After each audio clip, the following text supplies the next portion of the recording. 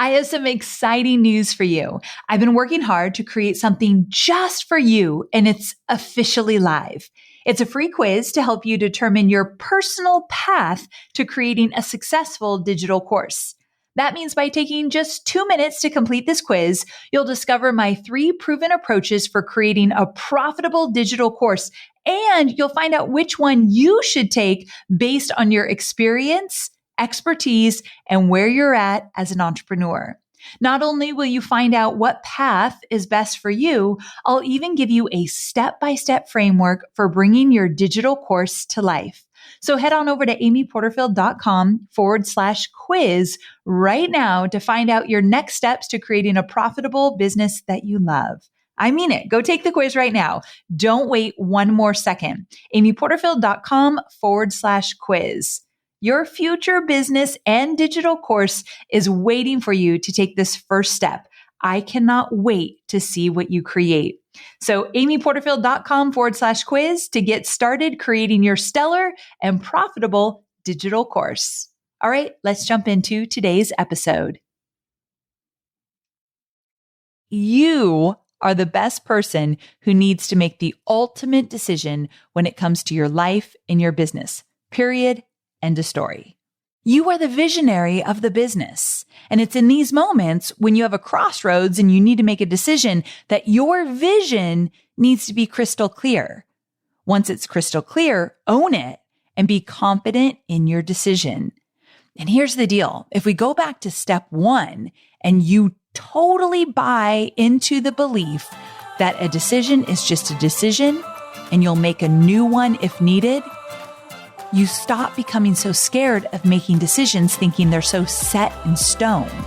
You are the ultimate final decision. I'm Amy Porterfield, ex-corporate girl turned CEO of a multi-million-dollar business. But it wasn't all that long ago that I lacked the confidence, money, and time to focus on growing my small but mighty business. Fast forward past many failed attempts and lessons learned, and you'll see the business I have today, one that changes lives and gives me more freedom than I ever thought possible, one that used to only exist as a daydream.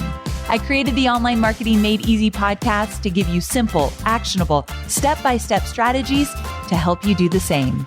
If you're an ambitious entrepreneur or one in the making who's looking to create a business that makes an impact and helps you create a life you love, you're in the right place. Let's get started. Okay, before we get going, a quick word from our sponsor. This episode is sponsored by Gravy. If you have a subscription model business like a membership site or offer payment plans like I do with my digital courses, you've got to listen up. One of my biggest frustrations in the past was lost money due to failed payment plans. In fact, it used to keep me up at night. I would worry about all the people that were on a payment plan because if they stopped their payments, I'd be screwed. That's when I started working with Gravy. Gravy sets up a system inside your business where they contact your customers within hours of their failed payments and they capture updated billing information and save the customer. Now, as you know, failed payments can be a sensitive topic to navigate with your customers, and that's why Gravy acts as an extension of your team. So when they reach out to people, they communicate on your behalf and they do it with compassion. On average, before Gravy, our failed payment recovery rate was just 33% when we were trying to do it on our own. Now it's over 80% collection on failed payments. That's a whole lot of saved payments. If your revenue is currently at $250,000 or more, and you know you're losing money due to failed payment plans each month, I want to encourage you to check out Gravy. Here's the great news. Gravy is offering my listeners their first month free. So if you want to book a discovery call to find out if your business is a good fit for everything Gravy has to offer, go to amyporterfield.com/gravy. Okay, so let's go ahead and dive in. Listen, I know you're facing a big decision. The reason I know this is because as an entrepreneur, it feels like we are always facing big decisions. Can I get an amen? And as we make our way through this current pandemic, making decisions can feel even tougher because you might be feeling even more fear right now or more uncertainty than you usually do. So with that, I have a question for you.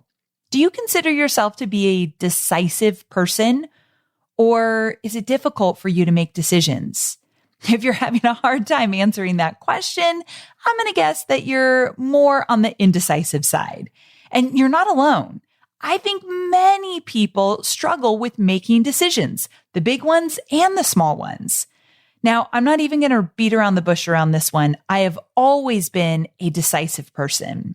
Now, you might be thinking, good for you, Amy, stop the bragging. Well, hear me out on this one, because ever since becoming an entrepreneur, I feel like I've had to face bigger decisions, and I've really slowed down and examined how I make decisions and what goes into making a decision quickly and moving forward. And so this whole decision-making process is something that I've spent a lot of time researching and really thinking about because I wanted to share with you how I do it. So that's what I'm doing in this episode.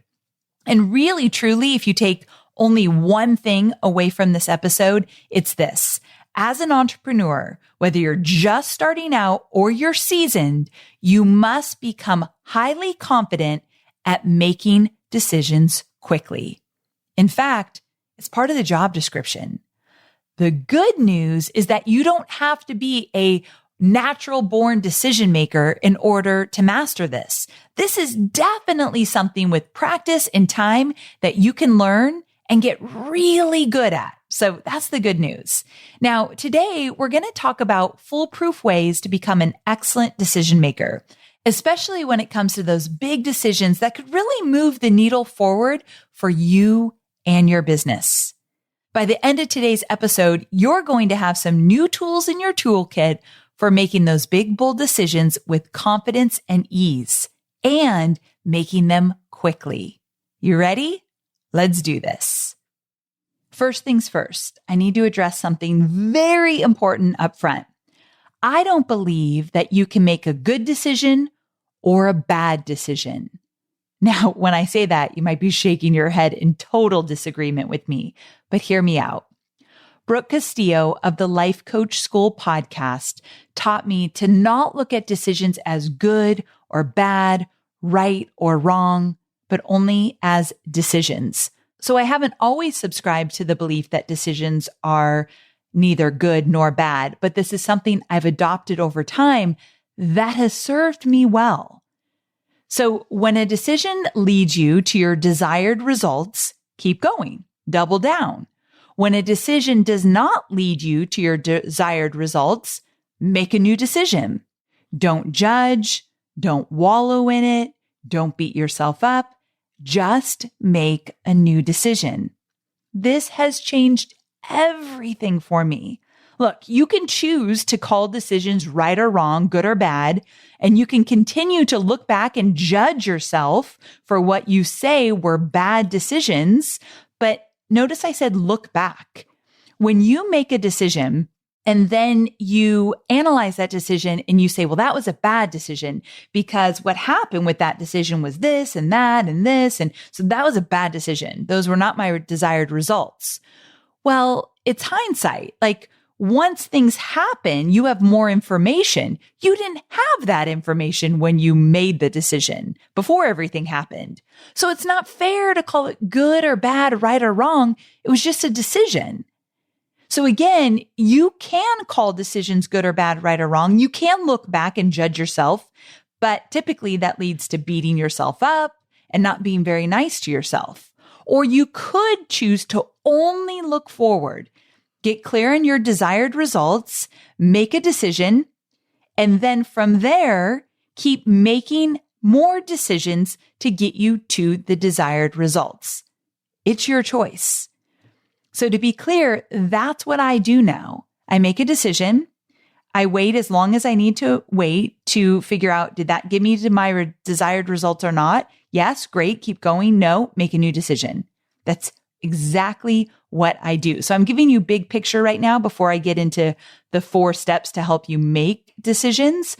But I just wanted to share that with you because it was eye-opening for me and has really served me well. So know that in the beginning, you're going to hear yourself say, oh, that was a bad decision, or that's a good decision. I still trip over it. And then I'm like, nope, I don't go there. I just make new decisions or I double down on the one I made. Okay. So with that, I wanted to give you an example inside my own business about decisions I've been making lately. So you likely don't know this, but I've done a lot of experimenting with this very podcast for about the last 6 months. And we've been trying a lot of new things in order to increase our downloads, increase the amount of time you listen to each episode, and to attract a new audience to the show. Those are my 3 desired results. So we have literally been in this experimental phase for a while now. Now, by declaring ourselves in an experimental phase, we allow ourselves the space to shift and adjust and course correct instead of declaring we failed or messed up or made a, quote, wrong decision. So what we've been doing is we've been making decisions, we've been checking them against our desired results, and then we adjust or we shift or we course correct to a different decision. And so that has allowed us to really continue to move forward and put things in motion. And we would never have had this opportunity to grow the podcast if we didn't say, okay, we're in an experimental phase. Let's start making some decisions. So we've experimented for a while now. We have made many, many decisions. And with that, now we're taking ourselves out of the experimental phase. We've put together a strategy based on all the decisions and all the results. And now we're moving forward with a new strategy. And so that's basically what it looks like inside of my business. Now, none of that would have happened if I didn't start with step 1, which is commit to making as many decisions needed to get to the results you are after. That's step 1. Make decisions. And if it will help, just declare that you are entering an experimental phase. So multiple decisions are necessary and welcomed. And here's a great reminder. It's better to make a decision than to just keep collecting data in order to make the right decision. So this is so important. Raise your hand if you've ever been guilty of collecting data for a really long time. It's kind of the most normal thing to do. And we often do it for the sake of wanting to make, quote, the right decision. See how putting right and wrong in front of the word decision can really slow you down? Okay, so I want that to stop today. I know you're busy, and I know that you do not have a lot of time to go down a research rabbit hole. So let's work on getting in, gathering the data you need, getting out, and making that decision. I've been teaching this to my momentum students a lot. I want them to make a decision and move on. And a lot of them are stuck in the learning phase. So another word for doing the research is, well, I've got to learn all this stuff. And I'm a teacher. I have tons of training inside of Digital Course Academy and inside of Momentum. And so a lot of my students will say, well, right now I am just learning. I'm just learning. And what I tell them is you learn one thing and then you do. Learn, do. Learn, do. This is something that I continue to encourage my Momentum members to do because Momentum is my membership that comes after Digital Course Academy. So they have all the learning they need in DCA, but now in Momentum, you can learn a little, but you have to do a lot. And another word for doing is making decisions. You've got to make decisions and implement stuff. And then you can learn a little more, but then you got to do. You got to make a decision. And so I love how Marie Forleo talks about this in her book, Everything is Figure Outable. This is what she says, quote, if you must research, stay on task. The internet is a minefield of distractions that can gobble up the most precious resources you have, time and energy. Your objective should always be to get enough information to take your next active step and nothing more. Oh my gosh. I love that she says, and nothing more. Now, this doesn't mean that you have to make hasty decisions. It just means that you must be willing to experiment.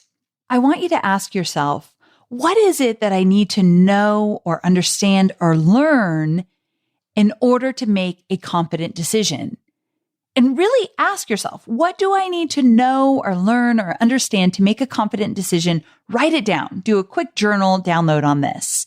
And then look at that and say, do I really need all of that? Is all of that necessary? So I wanted to give you an example right now, and I wanted to take something really timely. So I was kind of like racking my brain, like, what could I use right now as an example? And at the moment of this recording, Stu McLaren's program Tribe is open for enrollment. Many of my students and audience members are thinking about joining. And so I thought, well, so many times we think about joining a new digital course, a new program, and a lot of people kind of get stuck in deciding should they join. I remember this happened with B-School. Well, it happens a lot where people join at the very last minute, and they've been thinking about it and researching and reading over the sales page 100 times and asking a million questions and all this so-called research that really is not necessary if you know how to make a decision quickly. And so I thought I would use Tribe as an example because I've seen it come up a lot. Okay, again, Tribe is Stu McLaren's program where he teaches you how to create a membership site from start to finish, starting from scratch, and how to launch it online. It's an incredible program. I'm an affiliate. I love the program. But let's say you right now, right this minute, were thinking about joining Tribe. So using that question above that I just asked, what do you need to know or understand or learn in order to make a confident decision? Using that question, you may be thinking about Tribe and you may think, well, I know Stu has a 3-part video series. It's free. I should probably watch that to get all my questions answered about the program. And then you might think, and I know he's got tons of reviews, tons of case studies. I should check those out as well. So once you have the resources that will give you the insight or the guidance you need, you must cap it there and make a decision. And if you need to, set a timer. But don't get sucked into an unending research hole that will leave you more confused and light years away from making a decision. So given the above tangible research actions, like I mentioned, he's got a 3-part video series. He's got tons of testimonials you can read.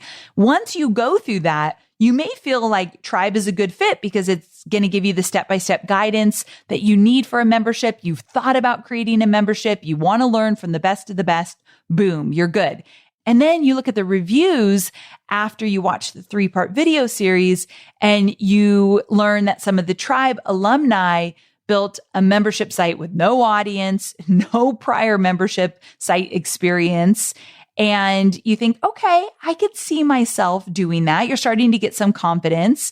And then maybe you get in one of his Q&As and you get your questions answered. So you're feeling pretty good. So that's what it looks like to research an idea, not going down the research rabbit hole, not waiting till the very last minute to make a decision. And again, I want to state this, those people that wait till the very last minute to buy a digital course, my fear is that they've likely been thinking about it for days and days or weeks. They've been worried about it. They've been asking everyone and their brother about it. They've been thinking about the pros and the cons to the point that it's taking so much time and energy away from moving forward. So that's why I wanted to bring this up as an example. I've seen it a lot. Real quick, before we continue, I want to tell you about our sponsor, Belay. Now, I think we can all agree that COVID-19 certainly has the workday looking very different. Whether you're working from home for the first time or you're working from home for the first time with your kids and your spouse home as well, we definitely all have some new challenges, which is why I wanted to tell you about Belay's new free webinar called How to Work from Home with Kids, a Crash Course. Now, this webinar will provide tons of free resources to help you establish and maintain boundaries for your whole family. Because Belay, they truly know just how important it is to stay productive while building your business, even if the kids and the spouse are at home with you. Now, Belay works with thousands of 100% work from home parents, so they know a thing or two about how to keep business as usual. So to access their free webinar, go to belaysolutions.com/Amy Porterfield. So that's BELAY, belaysolutions.com/Amy Porterfield, or text AMY to the number 31996, and they'll text you the link. So that's text AMY to the number 31996, and they'll text you the link to the free webinar. All right, let's get back to today's episode. So let's move on to the second step. So if the first step is be willing to make as many decisions as you need to make to get to the desired result, the second step is only do the necessary research and nothing more.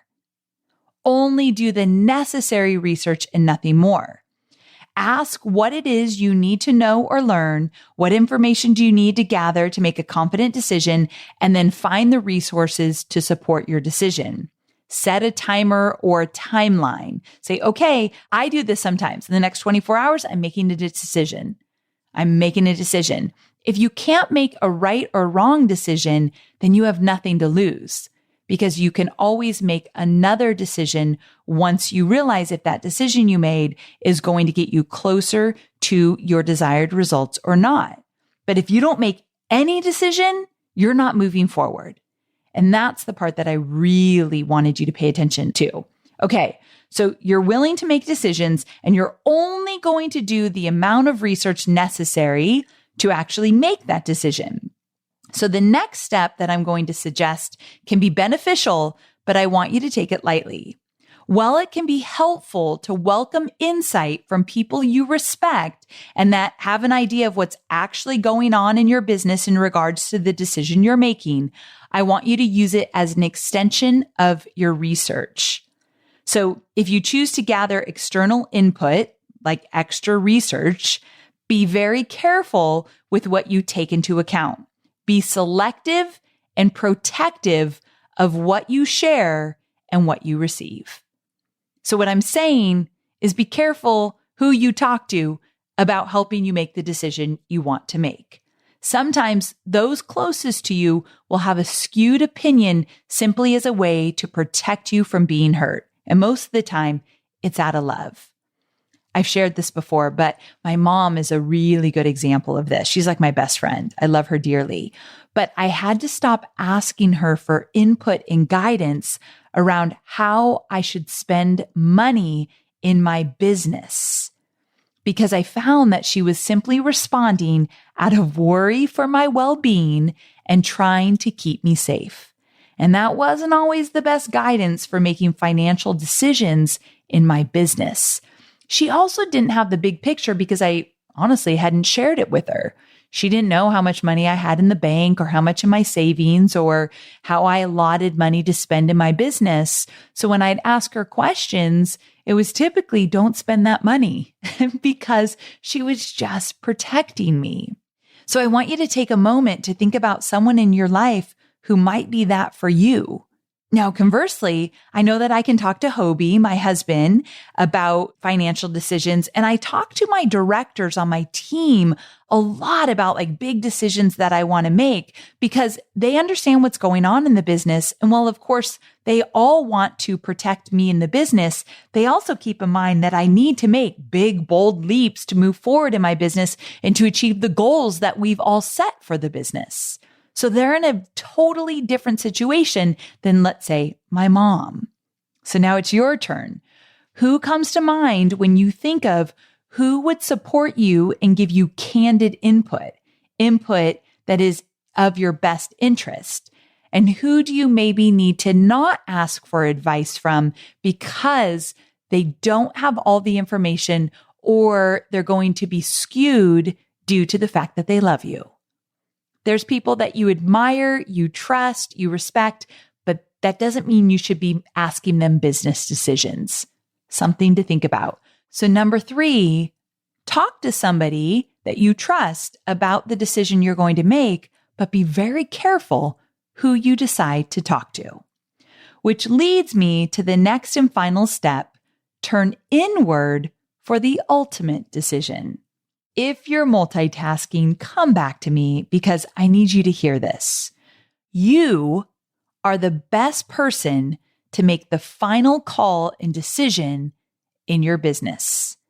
I repeat, you are the best person who needs to make the ultimate decision when it comes to your life and your business. Period. End of story. You are the visionary of the business. And it's in these moments when you have a crossroads and you need to make a decision that your vision needs to be crystal clear. Once it's crystal clear, own it and be confident in your decision. And here's the deal. If we go back to step 1 and you totally buy into the belief that a decision is just a decision and you'll make a new one if needed, you stop becoming so scared of making decisions thinking they're so set in stone. So something to think about. So again, you are the ultimate final decision. So step 4, get quiet and turn inward. Now, while I can sit here and say turn inward, what does that really mean? I can't just leave you with that. So I want you to have some tangible action items. So here's how I personally like to turn inward when it comes to making a decision. I set aside some time and I get really quiet. I usually do this in the early morning when my boys are still sleeping and I'm all alone with Scout on my couch. I grab my journal and I start writing. Now, I'm going to be the first to tell you that Corinne, my coach, has encouraged me to journal for over 2 years now. And I still don't totally love it. I think I'm actually getting closer to believing that I am starting to love it, but it's taken me a while. So if you're resistant to journaling, I get it. I've never really totally loved it. However, it is powerful. And it is something I've been doing consistently for a while now. And although I'm always a little bit hesitant to start writing, I don't know why. I just am. Once I'm done with the journaling session, I'm like, oh, so glad I did it. Even if it's 10 minutes. It's like working out. I don't want to do it. Once I'm done, I'm like, oh my God, that was amazing. Kind of like the same thing with journaling. So when you have to make a big decision, turn inward, get quiet, grab the journal, start writing, even if it's just for 10 minutes. And I want you just to start journaling about the decision and writing why you want to go in one direction versus another, what it means to you, where your fears are, what's stopping you, why do you want it, whatever it is. Start journaling about this decision and you will find answers on that page. And remember, the decision is never set in stone. So journaling will give you clarity, but you can always make another decision. The secret to my success of having a multi-million-dollar business is that I do make decisions. I take action every single day. I am always moving forward. And when I find myself looking back, telling myself a story of what didn't work, beating myself up about a quote, bad decision, I snap out of it. I say, I don't go there. I don't go backwards. And I do not beat myself up about decisions because I do not believe they're good or bad. I just believe they're a decision. They are a means to move me forward. Remember, Marie Forleo always says this, and I love it. I wish I said it first. She says, movement, action leads to clarity. When you get into action, you find more clarity. And really what I think is decision after decision after decision is moving you more towards clarity. When you have ultimate clarity, you start to see the results that you want. See how that starts to all work together? Okay. So with that, if you're going to journal and you need some specific questions, here they are. Number 1, what is best for the company? Number 2, what is best for me? Number 3, what feels right? Number 4, what aligns with my intent and my mission and my vision? And number 5, what would I do if I were brave? Quite honestly, you could jump to number 5 if you want and just answer that one. You'll get quick decisions out of that one. What would I do if I were brave?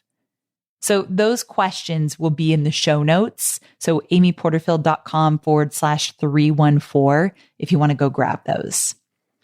All right. So again, number 4, turn inward. It's the best place to be because I promise that you have the answers inside you right now. You know more than anybody else what you should do. And you can always make a new decision if it doesn't lead you where you want to go. I promise you that by using these 4 steps, the next time you encounter a challenge or a big decision, you'll feel more confident and clear about what decision you need to make to keep moving forward. So remember, when you're facing a big decision in your business, maybe you are right now, run through these 4 steps. Step number 1, commit to making as many decisions needed to get to the results you're after. Number 2, only do the necessary research and nothing more. Step number 3, selectively and cautiously seek input from people you trust and who understand what's going on in your business. And step number 4, the most important one of all, turn inward and make the ultimate decision yourself because you, my friend, are the creative visionary behind everything you are doing. Thanks for joining me this week. I hope you go out and make a decision in the next 24 hours. That's my challenge for you. Make a big decision, maybe the one you've been sitting on for a while, in the next 24 hours. And if you do, jump into the Online Marketing Made Easy Facebook group for the podcast and let us know of a big decision you made. I'm dying to hear. So yeah, we have a Facebook group, Online Marketing Made Easy. Jump in there. Let me know of a big decision you made. Tell me all about it. And don't forget, if you love this podcast, please leave a review. One of our initiatives is to attract more people to the podcast. We work so hard on this podcast. It takes hours to create the content that we do every week. And one of the ways to help other people find us is with reviews. So if you'd be so willing to subscribe to the podcast and leave a review, you would help me reach one of my big initiatives of the year, and I would be forever grateful. All right, guys, thanks so very, very much for tuning in. I'll see you next week. Same time, same place. Bye for now.